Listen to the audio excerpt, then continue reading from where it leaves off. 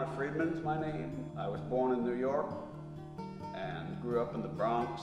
I studied engineering first in a small college up in New York State called Clarkson. And when I came back to the city, I got out of school, I took a job in an aircraft plant, and I just wanted to do something else. I knew it, you know, and I always drew very well and was applauded for it. And so what I did was I registered for night classes in Brooklyn at Pratt Institute. And I'd get off from work, I would take the subway out there and studying drawing and design and things like that. And that sort of changed my whole life then. Then I knew I was gonna try to be an artist, and I met other artists. It was the Lower East Side and all these famous abstract expressionists, you know, when I was 23. And that was the beginning. The use of landscape started about 1988. Those were some of the first paintings that I did. Before that, the work was kind of abstract, but I started to do paintings of kind of modern sculpture, and they were the format of the shaped canvases too, because they were geometric sculpture.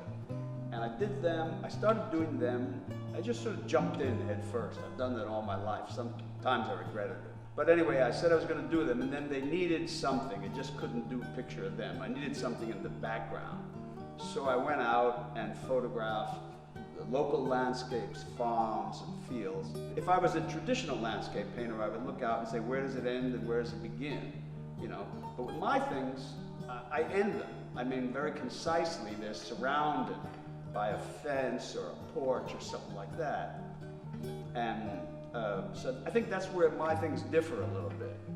So I get this determines the shape of the canvas. So I make these drawings in scale. Yeah, like this. This is a porch. See, with the columns. And this is looking down at it. And it's just a perspective thing. They taught it to me in Pratt. But I just stopped using it, and now I'm back to it. And then I got that. Then I've got to choose a landscape, and I've got to choose the light, you know? So I've got portfolios of photos, and these things, I just pick them up and take them outside and put them on my car and turn them around until I get the cast shadows, you know, in the right place. And then I'm all set to paint, really. The next thing is to draw the structure in. That landscape is on Sanibel Island. It's a sanctuary for birds. If you've ever been there, it's just a beautiful place.